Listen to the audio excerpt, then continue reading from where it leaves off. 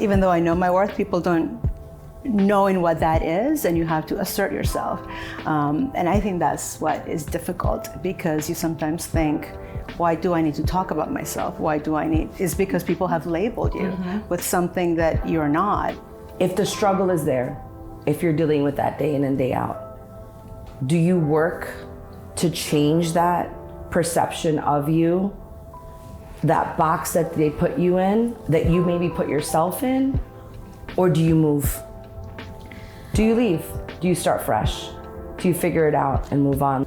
Well, I guess it depends on if there are strengths to being in that box, or is it all seen as a weakness? Because if you're seeing yourself in a role where it's just making you depressed, anxious, just not healthy at all, then I think that's when you start fresh sometimes.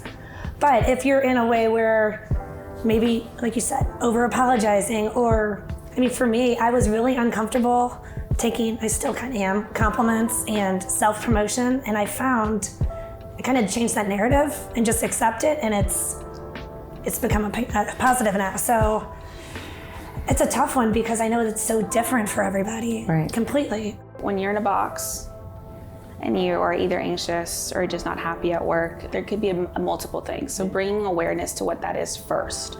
Like kind of being like, okay, identifying like, okay, what is making me anxious, or what is making me unhappy? Is it me? Like, am I telling myself those stories? Or is it time for me to make a change? But I do believe that if you, no matter what, you constantly tell yourself and speak your truth and know what your worth is and remind yourself, so you can build that confidence for yourself. Because no matter what, like you mentioned, I mean, you said you were like in your 50s and it's a part of the journey. It's gonna be an ongoing muscle that you gotta constantly work out. Because at the end of the day, there's gonna be a new person, a new situation, right. A new perception of you, and you gotta bring yourself back to like what you believe is true. But by practicing that every single day, you get more and more confident in that. Are you running away? Yeah.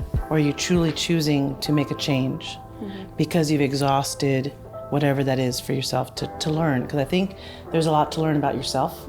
There's something that you say, I am this thing, but then you know what, let me just try and take a moment to see what the perception is of me in this job.